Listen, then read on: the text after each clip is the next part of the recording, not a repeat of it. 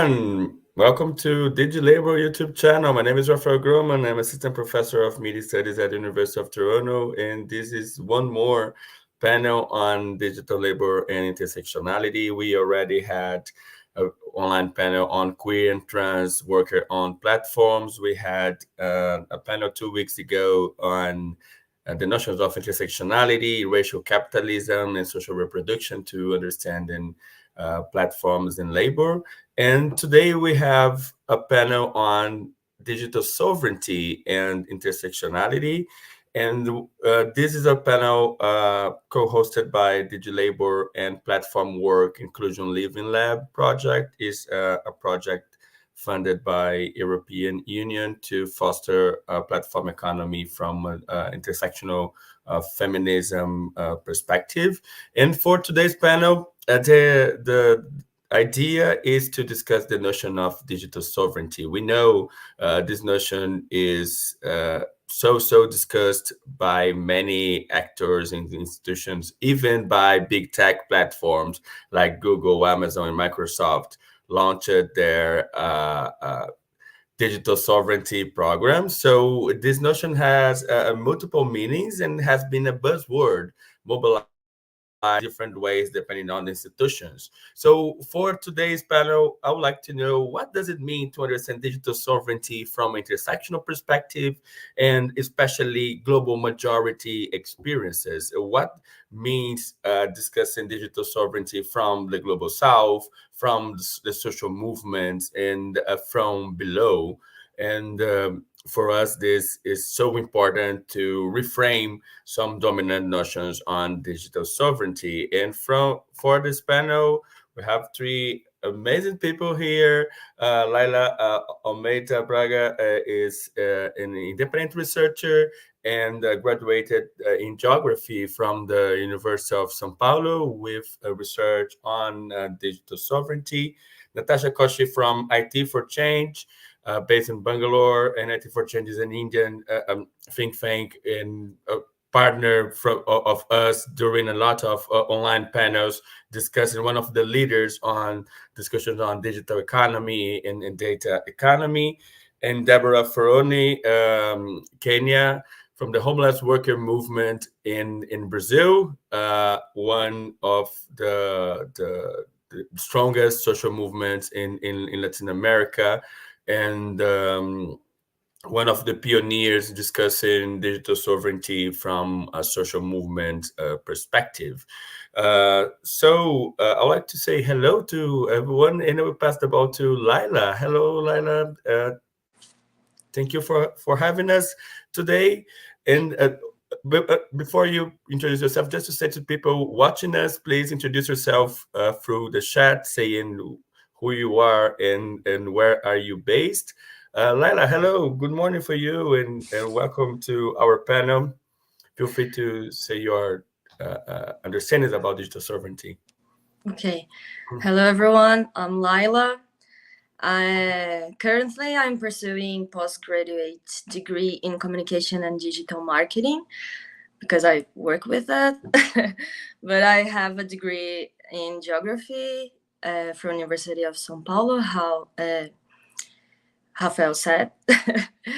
And I'm a researcher on topics related to geopolitics and data sovereignty. And I am also a member of Transfeminist Network of Digital Care. The topic that Professor Rafael Groman brought for discussion made me reflect on the impact of intersectional thinking in my work, as I have identified as an intersectional feminist since 2018. I will draw on intersectionality based partly on the book Intersectionality by Patricia Hill Collins and Sirma Bilge. And that's it. Intersectionality is an analytical tool that allows us to create a more sophisticated map of the global economic inequality we face. It reshapes how we think about employment, income, wealth, technology, innovation, sustainability, health care, safety, protection, and power. It is important to emphasize that it was Black women who brought this understanding. Only through intersectional lenses could we build tools and strategies for political action to address the social issues that affect us. The goal is to achieve social justice, given that the social markers of each person within society impact the complexity of power dynamics. When we look at the virtualization of our lives during and after the pandemic, we saw the impact of the lack of investment in communication and information technologies that serve the Brazilian people. In the case of my research, the impact that was the absence of sovereign infrastructures for storing scientific research data in Brazil's public universities. Thinking about the world through the lenses of power dynamics make us view technology either as a tool for promoting solutions for the people or as a means of perpetuating inequalities. When we examine the technologies implemented in public universities in Brazil, we see the dominance of big tech tools, such as Google tools like Google Workspace for Education, and Microsoft's such as OneDrive. There was a demand built for storage services, collaborative documents, video calls, emails, among others, which removed the responsibility from public universities to manage these services, with the promise of being easier, cheaper, and less bureaucratic. Initially, in all public universities that sign partnership agreements with Google, the service was marketed as free for 5 years, long enough to change the culture of tool usage and foster public loyalty by leveraging the university's reputation. Previously, universities had their own document storage and email services that served the academic community. But this shift did not bring about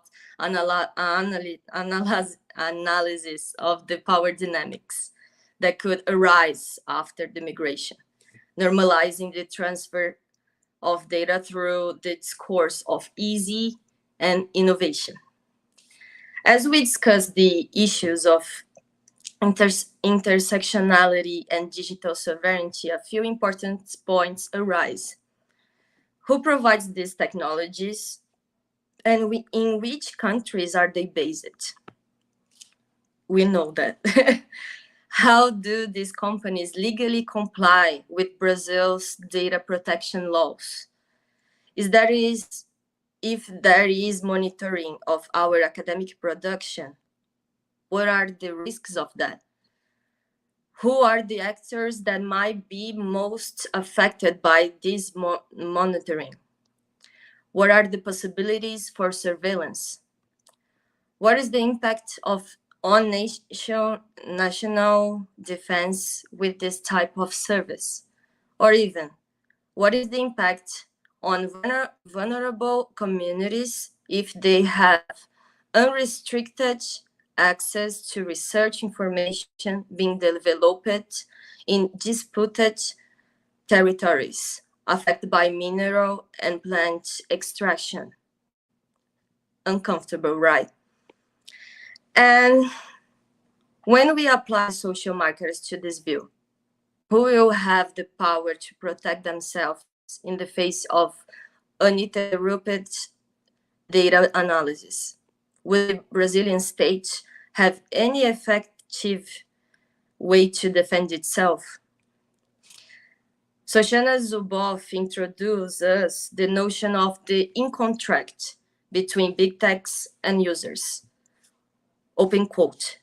The in-contract is not a space for contractual relationships, but rather a unilateral execution that renders those relationships unnecessarily.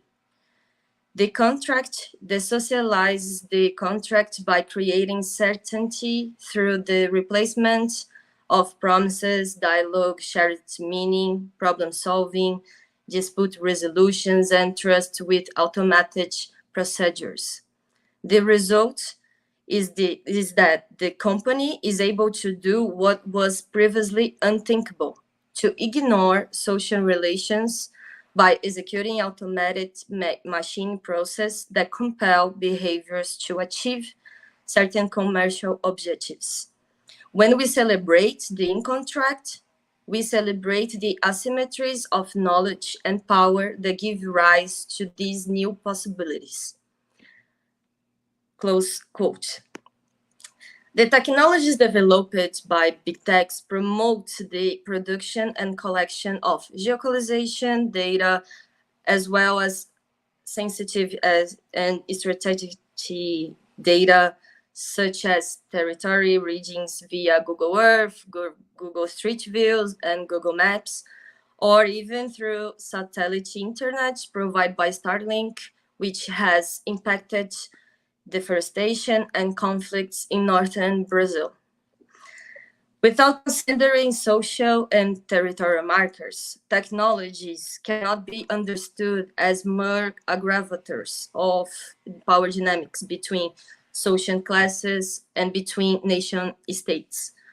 Ethical boundaries are necessary to safeguard people, as data analysis can also stigmatize them, expose their characteristics, health data, location, contacts, communication, academic work, and so many other forms of data that can put individuals at imminent risk.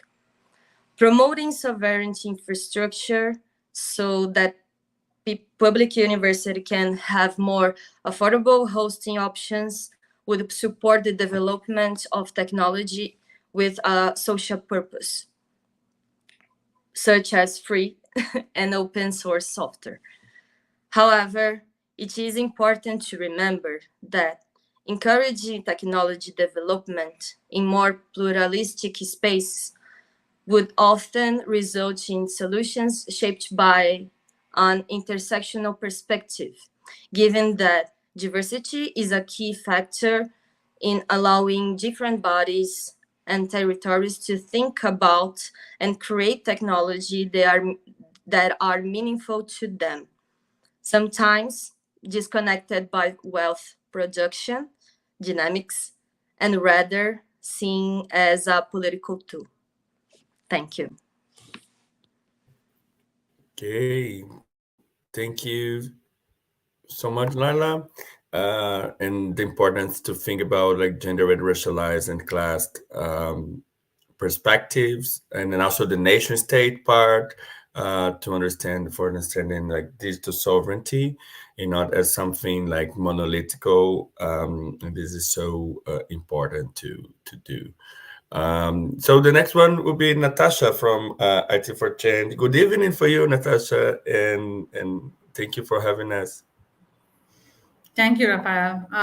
My name is Natasha Koshy. I work with IT for Change, where I lead an action research project on the digital economy and gender, which began in 2020. And actually like to borrow from some of what Laila was talking about in terms of sort of how digital infrastructures, sort of force an enmeshing of different actors and institutions in sometimes very inequitable ways. And our project, which, as I said, is a participatory action project called Rewiring India's Digitalizing Economy for Women's Rights and Well-being, really looks to sort of unpack what the benefits of a data-driven and digitalizing economy could mean for women. And so we're, of course, guided by a vision of gender equity and policies, and we work with 3 sets of nonprofits/social enterprises who then in turn work with farmer producer organizations or cooperatives and women informal sector workers to sort of develop an alternative, platform model. And now all of them are focused on the economic empowerment of these constituencies, but they also work with very different philosophies, with institutional frameworks. And so then the models, the platform models that they grapple with are therefore also rooted in these very specific contexts. So I'd like to talk about the work of two of our partners, Seva Cooperative Federation. Seva may be familiar to many of you, as well as LabourNet, a social enterprise, both of which are pan-India organizations. And by talking about the journey of two of our partners, building these alternative platform models, and by talking through and describing how the idea of digital sovereignty moves in their context from discourse to practice, I want to take some time to unpack the opportunities and the contradictions that emerge from these attempts to, counter dominant techno-capitalist paradigms where data and bodies are subsumed to the imperatives of profit. And the concept of digital sovereignty, of course, here, where we think of it as the ability of individuals to take actions and decisions with autonomy and agency, and in independent manner, is very key to our work. Its significance is especially pronounced given that actors that we work with are women farmers and informal economy workers, especially women from marginalized communities, usually who are often called Dalits or scheduled caste, and who occupy locations at the margins of the economy and society, and unsurprisingly interact with digital technologies in very different ways than are usually expected. I want to apologize at the outset that due to a lack of time, I won't be engaging with questions of the regulatory landscape and public policy, though of course they very much shape the environment in which these initiatives emerged and function. Now, to begin with Seva, so Seva Cooperative Federation was built under the umbrella of Seva, one of India's largest trade unions that serves women workers. It works in multiple sectors, including agriculture, which is where our work is located. And it organizes women farmers into collectives and includes a management structure that is led by farmers themselves and includes frontline workers who function as intermediaries between farmers and the collective. And in recent years, along with other partners and IT for Change, we've begun to explore what the contours of digitalization employed to smoothen agri-supply chain processes, from the farmer to the retailer, what that could look like. Seva is a cooperative, it's organized around the principle of cooperation. And so after extensive interviews and conversations with the Seva team and women farmers, we sort of collaboratively built out a strategic techno-design blueprint based on the idea of a federated data cooperative, a worker-owned and operated digital platform, where nominated data stewards facilitate data sharing and access across multiple organizational levels of the farmer collective. And in this model, while farmers own and theoretically can access their own data, this model is yet to be fully implemented. Recognizing that the collective economic value of data is also higher, point I'll come back to later. Data stewards shepherd access to data and they safeguard it and also charge with keeping the terms of access to it equitable. Their role is especially important in a current day context where both the cost of farmer-facing apps as well as limited digital competencies of farmers persist. Now, in an attempt to operationalize some of these principles, Seva entered into a partnership with a development organization that works at the interface of digital technologies and agriculture to pilot a demand aggregation and inventory control application. Now, this application is located at the farmer end of the supply chain in terms of providing inputs such as seeds and also procuring produce. The app was piloted with farmer collectives in 2 agricultural seasons in the state of Gujarat with mixed effects. Now, the functioning of the app offered a number of interesting insights into what digitalization of agricultural supply chains could mean in rural Indian context. It certainly simplified demand aggregation across levels of administration and also provided easily accessible data that helped with planning. But this was not a straightforward process because in the first instance, it increased frontline workers' work, and frontline workers are the farmers themselves.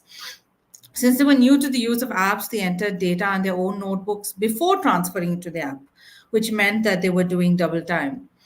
And workers also had trouble with the user interface as some of the design decisions were made outside the Seva ecosystem, and women found some app operations unwieldy. Though overall, it was useful. At the same time, though, Seva found that it was unable to develop shared data governance principles with its partner that centered the data rights of women farmers, leading to concerns about inequitable institutional relationships and the sovereignty of the data that was being collected. And so navigating, technological capabilities and institutional relationships sparked real discussions about digital competencies, digital rights, and the trade-offs that are made in the search for them, for between an app ecosystem, that digital ecosystem that works, and but that also meets the existing needs of the constituencies it works with. In its next iteration, Seva held the existing competencies of its workers central. It looked to reduce barriers to participation and create a non-reliance on external tech partners.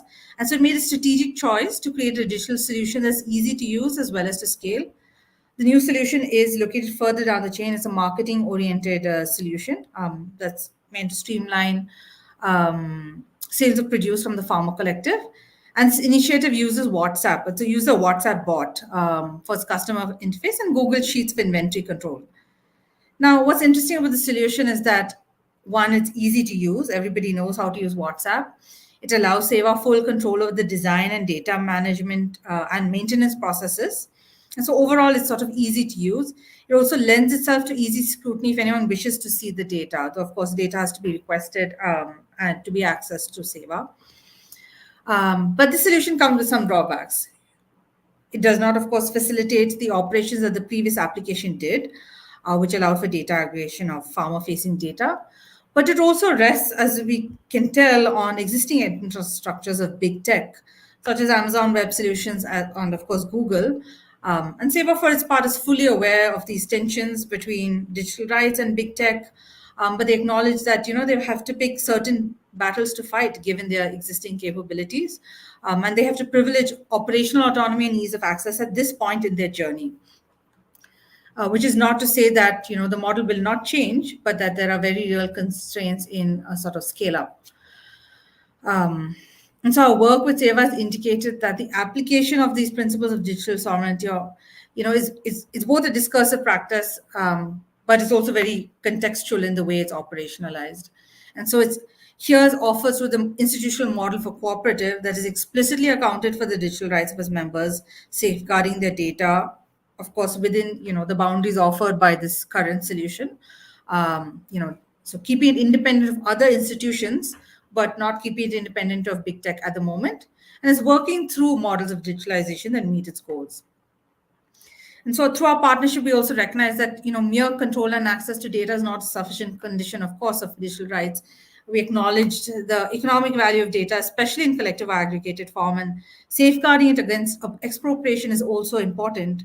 One example of this would be if this data were to be embedded in larger capitalist circuits of appropriation, as a large retailer who is the final end user of, who's an imagined end user of a fully digitalized agri supply chain, and what it would mean for them to be able to access farmer data.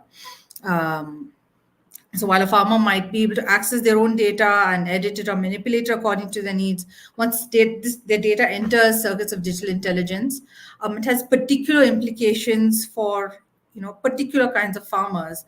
For example, smallest farmers with very small parcels of land, who tend to be from marginalized communities, Dalit families, and who will then lose out first when agri-supply chains may be fully digitalized without any safeguards and protection in place.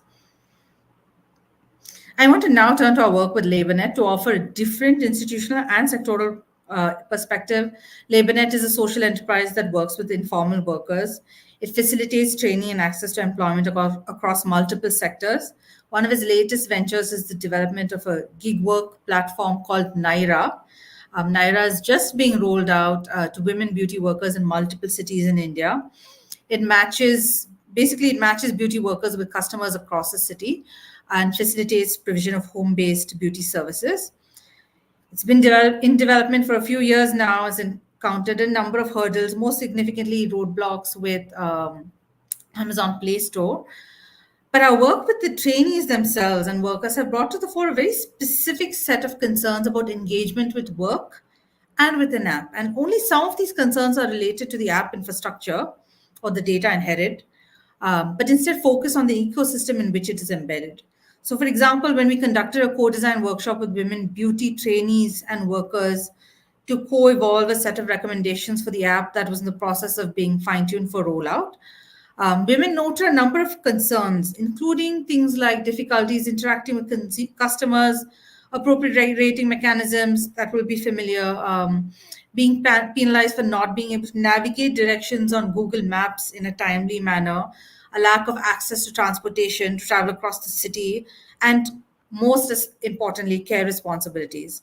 But perhaps unsurprisingly, safety trumped all else, and women were very keen to have a way for their location to be tracked by multiple actors, including LabourNet, male family members, friends, the police, on an ongoing basis while logged on and our job, so they could be easily located were an untoward incident to occur. And at that point, access to data was not a concern. In fact, during the course of the workshop, data was not a concern that was articulated. And of course, this is reflective of multiple considerations, including, women's unfamiliarity with digital applications other than, commonly used social media ones, sort of the stage of their involvement with an app such as Naira, as well as a deep desire overall to have autonomy of over their own work life, to deal with everyday domestic and really everyday concerns and their own bodily practices. And of course, we know that when we talk about digital sovereignty over algorithmic control and governance, all of this has implications really with women's lived experiences and how physical bodies are also governed. Now, at the same time, LabourNet has endeavored to facilitate affordances of women workers through their app and the data it collects, to sort of offer them greater autonomy in the work sphere, allowing them to meet their goals of greater flexibility in the labor market, a labor economy, especially to meet their caregiving needs on their own terms and potentially higher incomes. And so, for example, it has circumvented common boundaries placed by gig work, private gig work apps, the big ones, including restrictions on accepting orders outside an app's ecosystem. Instead, it facilitates this. It allows women to enter what they call self orders, or orders they may book and receive payment for outside the LabourNet ecosystem, even if those customers have been identified initially because women were matched with them for previous orders or services. And by permitting them to enter data here and to use the digital payments interface the LabourNet provides for services conducted under its brand, it makes it possible for these women to keep track of their earnings without penalty. And also in the future, it is hoped allows them to develop a decent credit score. Of course, what that institutional framework will look like, the credit framework and how that'll intersect with the app infrastructure is something that merits further investigation. At a later point, women workers will have access to a dashboard that permits them to download information about services they offered and payments received, so they can customize, discount packages that they may offer women who are they may offer customers in the future outside the Naira ecosystem. And so here in this context, we see that digital rights in the LabourNet case is really focused on user autonomy, where digital sovereignty is a foil to worker autonomy. Workers are afforded co-constituted and limited agency to act in an intentional manner within the boundaries of the app towards meeting certain goals. The intentions are, however, bound by the institutional framework the LabourNet offers, therefore, of course, limiting their full autonomy over the app infrastructure and design, as well as the profits that may or may not accrue. I don't want to make this a render technical this discussion, since these affordances in themselves are very relational and they're really built on an existing and infrastructure. I do want to note that in the Indian context, where caste structures people's engagement with the economy, income, and consequently the access to technology, women's experience of it really very, very sharply. In fact, though we don't have data to support this, women workers' experiences of this app is very different from the experiences of the large apps that are out there. And some of this LabourNet is attributed to the particular very vulnerable and marginalized social classes that these women workers are recruited from. And so some of this variation in experience can be limited to their familiarity with the platform economy, But at the same time, the idea of who's a tech-savvy women worker has to be traced back to historical patterns of marginalization, with the poorest of the poor really being left out of the sort of this capitalist project of modernity. There are certainly ways to address some of this, which have been documented elsewhere. So I don't want to go into that. So I want to conclude by offering a just sort of broad set of insights from from our work, from these two examples. One is that the institutional structure of the digital repository really shapes the diversity of forms that data sovereignty takes. We've seen this in the case of SEVA, where a federated data co-op model theoretically permits women farmers sovereignty over their data. Though, as we have seen again, multiple external institutions also shape these processes because of very practical constraints. The economic value data is important. It's not just a question of right to access, edit, and use data, but also to determine who economically benefits from it. How do we think about digital sovereignty through the lens of alternatives to the extension of capitalist functioning? And this opens up space to think about the recapture value back to the owners of data, not just as individuals, certainly, but in terms of pooled data. We're talking about the cooperative here, where ownership will determine who has access to what and in what terms. The long-term and financial viability of alternative digital platforms is really something to consider. The ability to design and control one's digital labor in a way that serves one's own needs is very tricky when you're meshing it up against the aims of a platform that is looking to both build an alternative system while maintaining enough profitability to sustain itself. And so both models rely on grant funding at the moment, and there are some hard decisions to be made about how to move forward. And LabourNet is yet to see how the affordances it makes possible for women workers will shape the financial sustainability of the platform in an industry where even the big players till recently were running huge losses. And to close, I just want to very briefly mention design justice without doing justice to the point. But, of course, we know that digital sovereignty is a function of design justice. Co-designing a technical solution allows for very specific place-based and contextual needs of users to be accounted for, thereby addressing questions of historical marginalization. And I want to close by mentioning Arturo Escobar's book on Designs for the Pluriverse, where he says that design structure our being in the world, and our ways of being in the world also shape our encounters with design. And I think this is really something to think about. If we were to really take an intersectional approach to thinking about alternative platform models, and we really think about the most marginalized who find themselves as part of these models, because it is not the sort of mid-layer who themselves are disenfranchised, but not the mid-layer who find themselves in the larger institutional private models. What does it mean to design a platform that is financially sustainable, that has long-term viability, and that meets people where they are? Thank you. I'll stop there.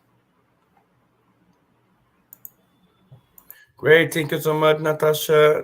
What you are pointing is so important because, on one hand, intersectionality, as Laila already pointed out, is a matrix of oppressions and how people are facing this inequalities, and pointing out the women workers, and also the role of WhatsApp in the global South, which is like so powerful, but also how we can use intersectionality as a way to fight back this metrics of oppressions as well, with alternative platforms and like design justice or design for pluriverse approaches, and in a way to frame these alternative platforms in a broader framework of digital sovereignty, or as a way to pursue some dimension for digital sovereignty.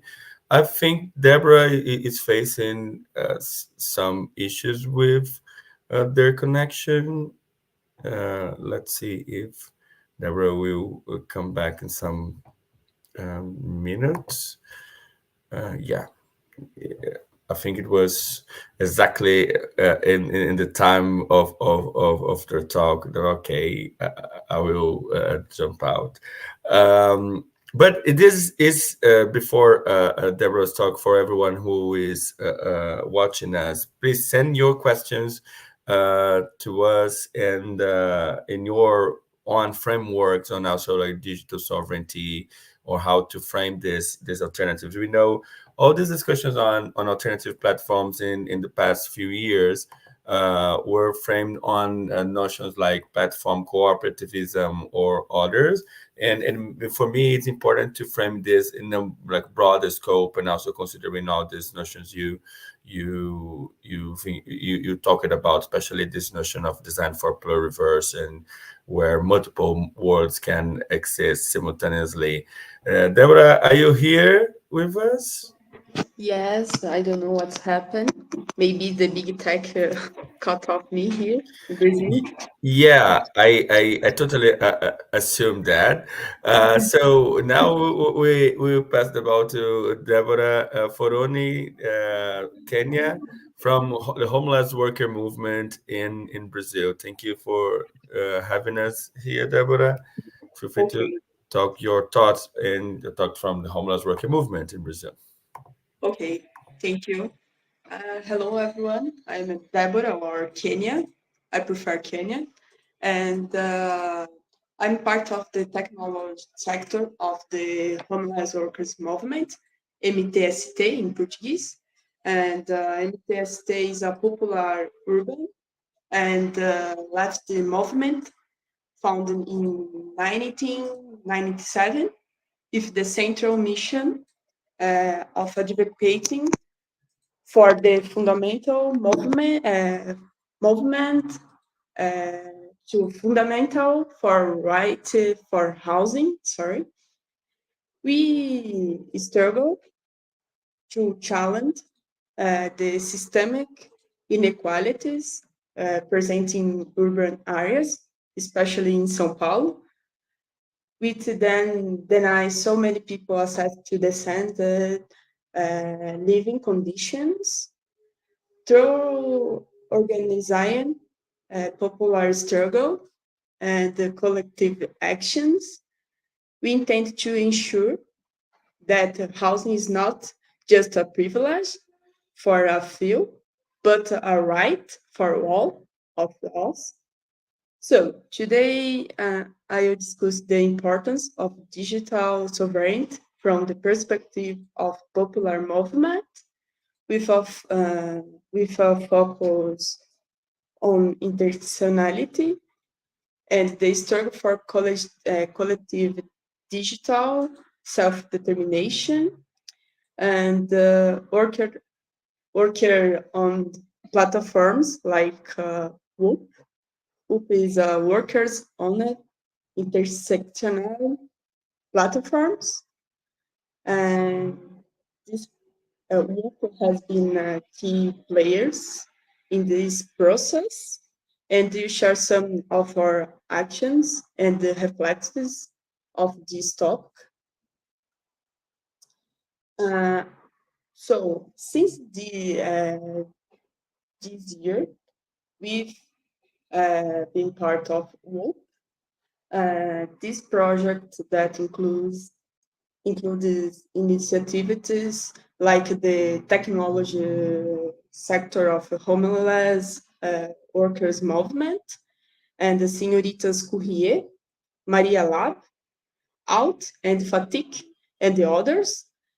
This collaboration building partnership with Rafa Groman from the University of Toronto. Uh, These traits are forced to promote digital sovereignty through the lens of the social movement, which offer alternative of the big tech's dominance. In this, more or less, in these past 2 years, digital sovereignty has become a central debate, often divided between state, economy, and individual interests. However, we advocated for a collective community-based approach in root in intersectionality vision and includes feminism, in indigenous and community network issues. Our goal is to build a technology for any and by the people. Uh, last year, on May 1st, we wrote a booklet about a booklet on technological sovereignty and the fight for rights. There is the link on our website, but before I share with you, uh, since these uh, these two years, about 2 years, we are working on project like a popular tech education and a community managed Wi-Fi network for the some zones in Brazil that don't have access or uh, Wi-Fi, and how more right. And this part is very important. We promoted the Wi-Fi, but not only the access. There is a promoted connectivity and promotion, some action about these assets. Additionality, we support the center work and solidarity based digital economics with platform like Contrate Quem Luta. Contrate Quem Luta, it's in English is right, those who fight, and Senhoritas Courrier. This part is very important because we spend a lot of force here to give the opportunity for our people. And in 2022, you have wrote as well the article for the newspaper in the magazine in Brazil. It's very important as well. But after I share the link with you, and well, in conclusion, the MTST fight for digital sovereignty is ongoing a battle, especially here in South America, and you, as part of popular movement, we have the responsibility to ensure that it doesn't become limited to an individualistic or capitalistic vision. What we propose is the digital transformation that promotes equality, justice, and the sustainability through the initiatives we have built within WOP and with the support of allies like Rafa Grumman, we are demonstrating that it's possible to resist uh, the big tech corporations and the stated control, create a more just solidarity driven and intersectionality digital for the future for our people. And one point here is very important in MTST, uh, our groundwork was composed by Black women and a single mother who are coordinators of the movement.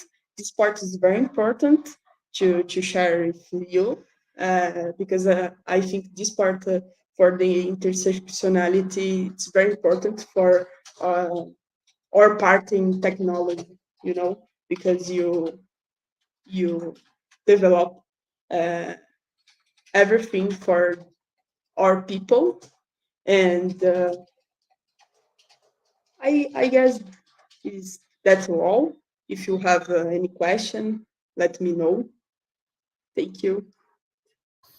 Great, thank you so much, Kenyan, and for your insights from MTST and the homeless worker movement in Brazil. For me, it's important to mention that the work both like the practical and theoretical work MTST is doing is related to push the notion of digital sovereignty from the social movements perspective.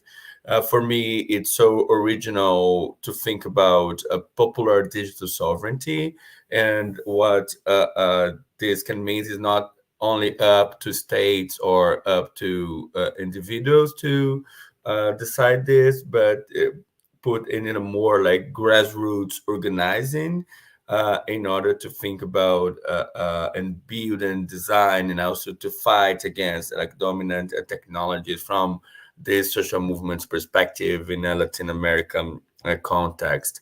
I have like a more general question for you. I will ask all the people who are watching us now to send your questions in any language you prefer to send. And I will also say to Laila and Kenya, if you like to respond in Portuguese, I can try to translate consecutively if it's easier for you. And my question is, like, we already know like most of the dangerous like of patterns around digital sovereignty. And I think 80% of our debate is related to this kind of like dangers in relation to digital sovereignty or threatened digital sovereignty. But for me, I would like to see more space to think about exactly the alternatives or how to exactly pushing this digital sovereignty from below. And not only, like, we know we have a lot of difficulties doing this kind of thing as well, because I always talk about even the MTST example.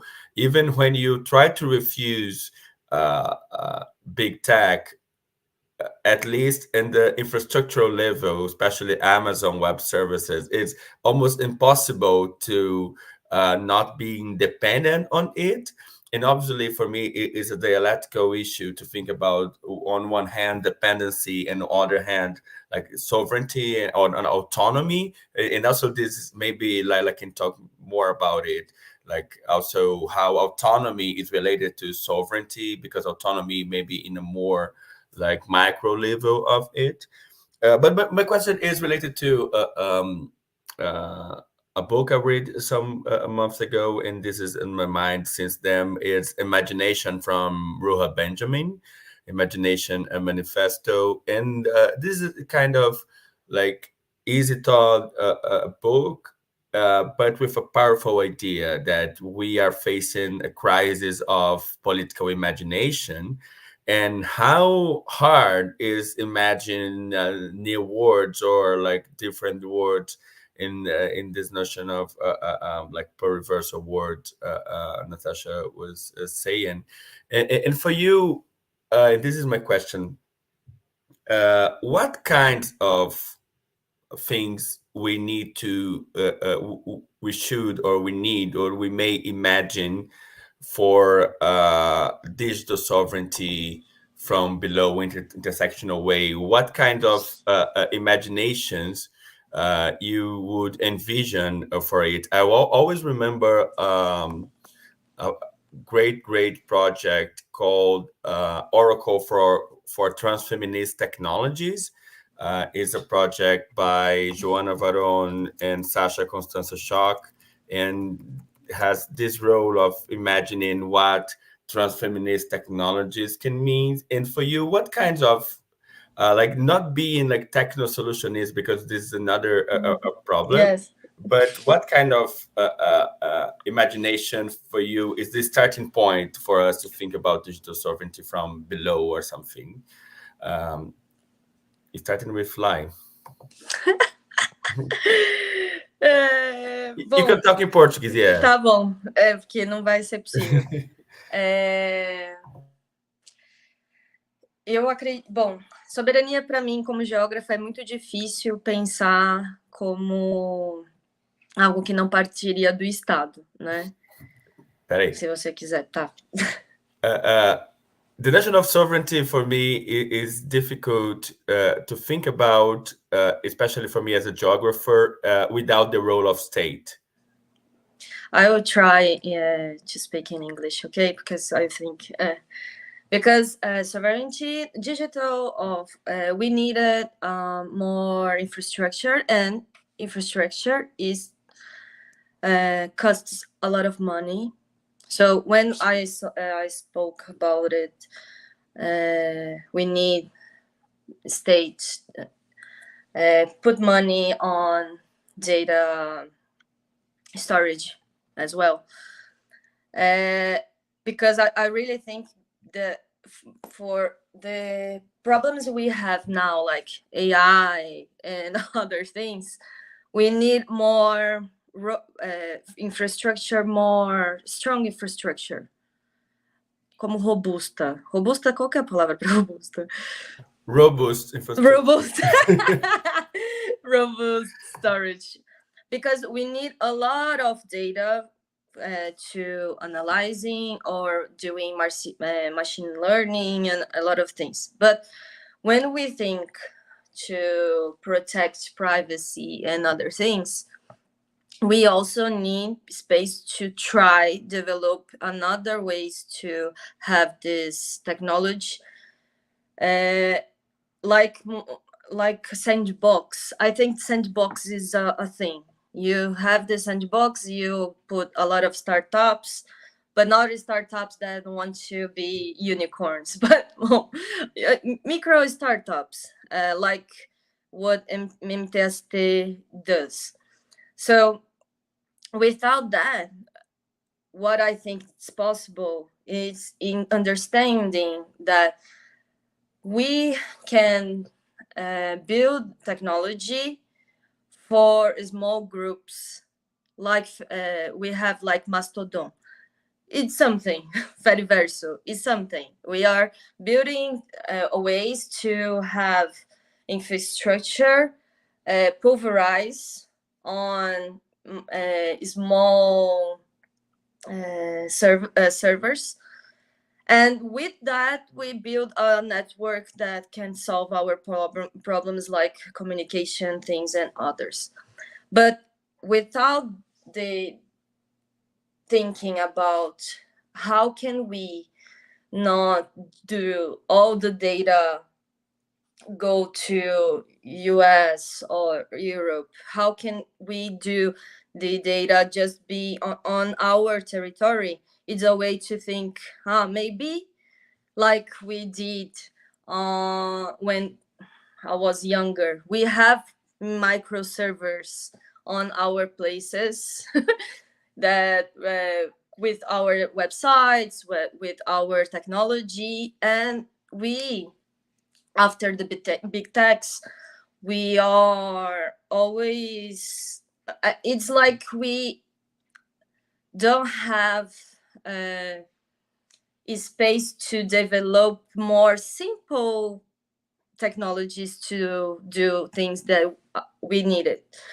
So big techs bring us a lot, like a whole universe of things that we don't need it. So when we look our territories, our communities, and look how what we really needed, I think it's more to make people think which technology they need. MTST does that. They use it. WhatsApp, yes, but maybe for this project only. But they have another problems to solve. But here in Brazil, we have other problems, like it's not everybody here in Brazil that has internet all the time.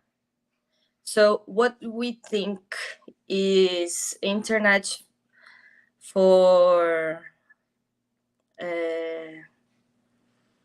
eu vou falar em português. Outras comunidades... Então, Rafa, você volta, desculpa. Yeah, other communities. other communities. Mas nós temos comunidades que têm internet por pouco tempo. Será que elas precisam ter acesso a todos os tipos de... Elas estão precisando realmente dessas soluções que as Big Techs trazem? Ou elas poderiam desenvolver suas próprias soluções? Por favor, Rafael. Yeah, there are people in Brazil without too many data access or internet access, and we really need that people access to all these services offered by big tech companies, or for some services they can develop or design their own technology for it.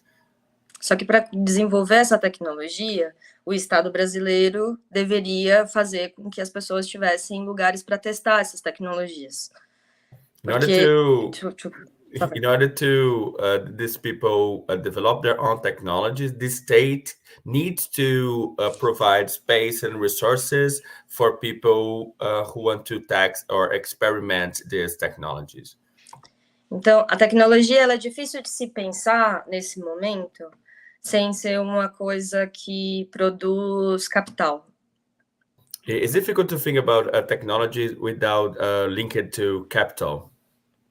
Então, não são o que nós estamos precisando não são de soluções que promovem o capital.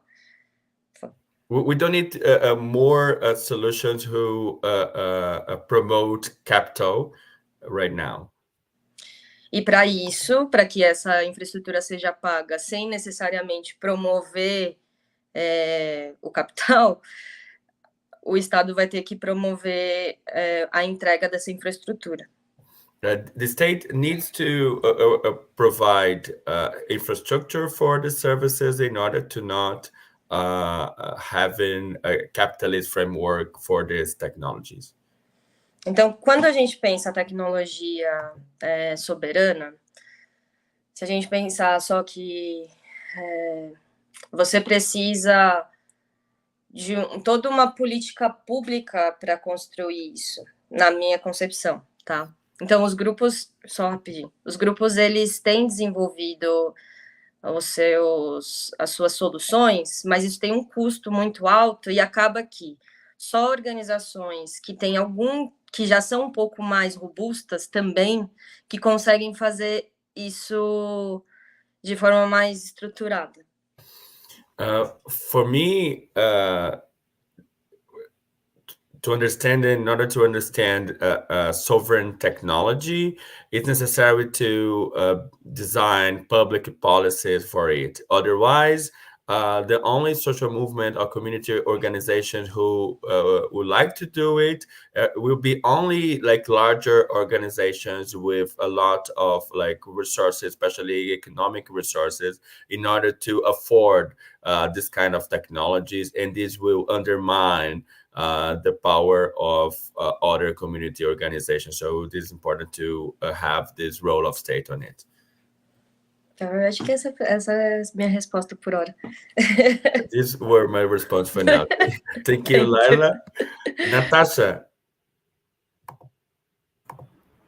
I don't know that I have much more to add to what Laila has said. I think, what you were saying about infrastructures is so important. A lot of our work has of late been looking at digital public infrastructures and sort of the role that they can play in facilitating alternative ways of being digital.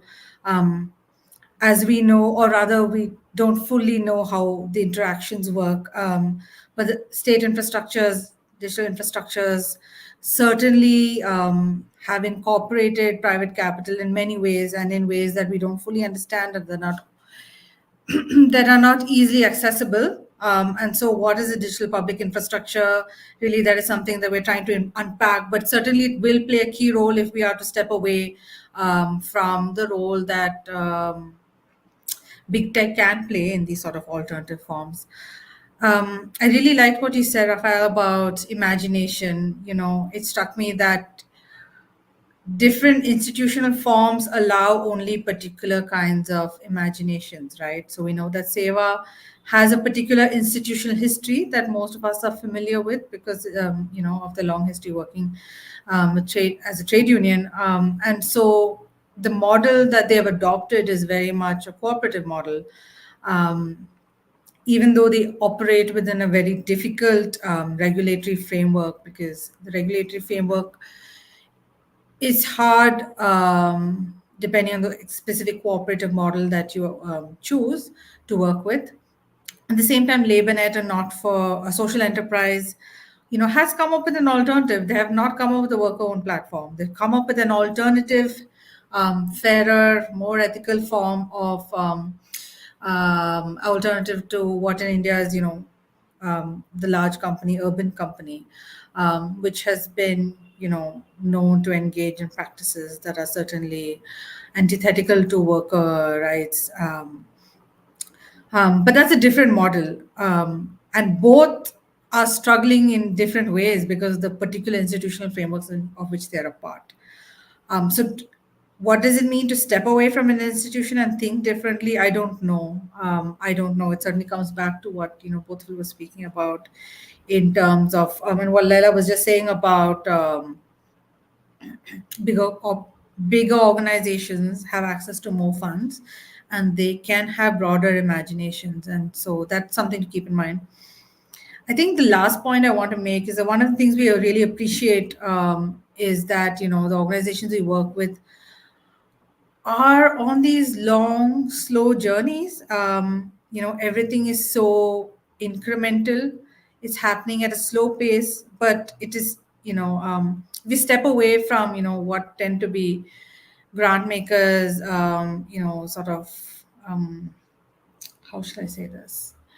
Interest in scale at the outset, which really puts enormous pressure to engage in institutional forms and institutional practices and infrastructures that are allow scale very easily, with, of course,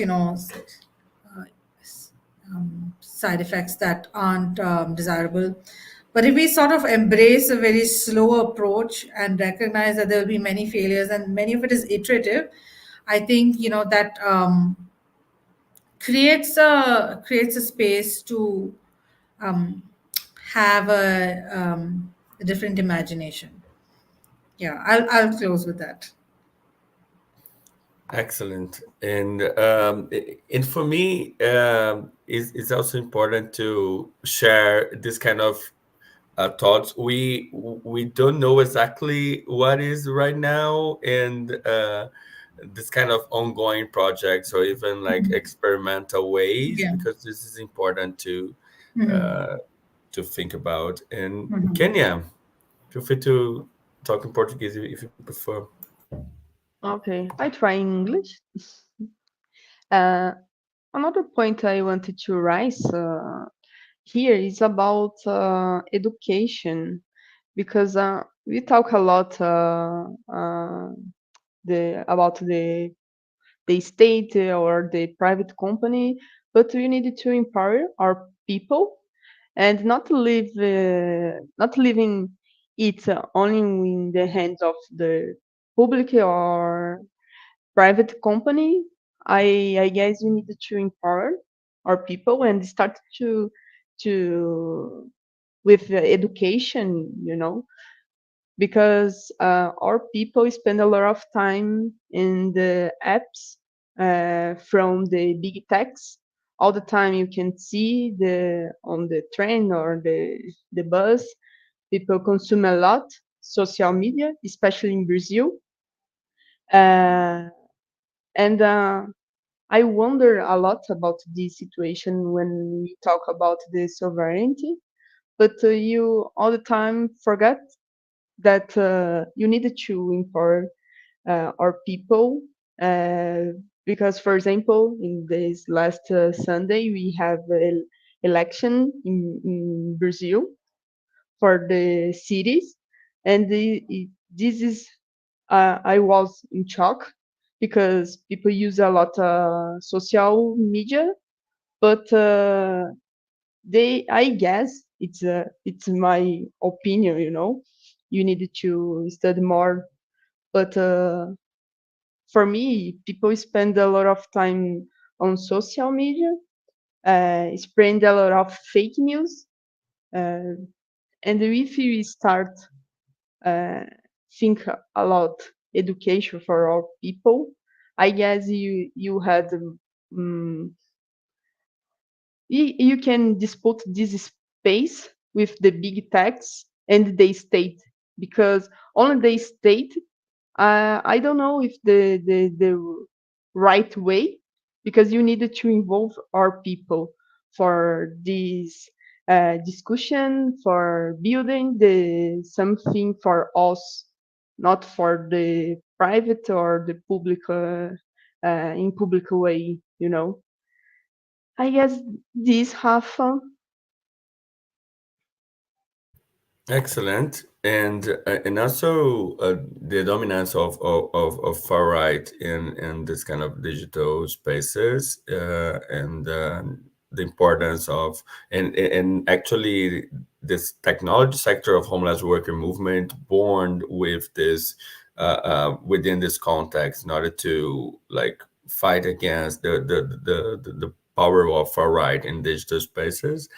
And there's an amazing Brazilian anthropologist researching the connections between digital economy and far right in Brazil, India, and Philippines, which is who is Rosana Pinheiro Machado, with an amazing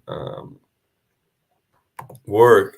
And one of the arguments Hosanna is doing is we have to understand social media platforms like Instagram or TikTok as also labor platforms, especially in this kind of platformization of labor, how people are using this, especially like YouTuber coaches or something, or like digital marketing spaces. And another thing, Kenya's talk related to mine on impressions on it is related to understanding global south as technology consumers, and now that the consumption of technology and how this is heavier in the global south, especially in countries like Brazil or like India as well, and how it's important to think about like we as the kind of raw material. And also all this debate we didn't have today, but on like data workers, training AI in the global south, and especially like training for companies located in the north, and how it is an important part of this kind of also lack of digital sovereignty. I would like to point it out also the point Natasha noted on digital public infrastructure. This is maybe one of the key points. Now, Brazil is leading G20 meetings, and the last time was India. And how all the discussion on digital public infrastructures is one of the strongest one when we are talking about digital sovereignty. But also, my impressions on it. That one time I asked my students to analyze bill proposals or like policy reports or like on the regulation of social media platforms and from many parts of the world. And one of the findings my students and I reached out was a lot of policymakers, independent of the country or the location they are, they were using the same buzzwords like duties of care or something. So this kind of buzzword or common language is the kind of displaced language. And for me, we need more like situated knowledge and not only like replicating this kind of buzzword for everyone. So for me, this is also, and this is a learning from feminist economies as well. So there's a lot of conversation to do. I'd like to thank you so much, Laila, Natasha, and Deborah, for this insightful conversation. I'd like to thank you, everyone attending this talk, especially Professor Mayo Fuster Morel, the chair of Platform Work Inclusion Living Lab project. It's a cost action based in Europe, and we are trying to push this debate for a more like global perspectives on it, and hopefully this can be helpful for you all. as well. See you soon. Bye bye. Great day, great night for you.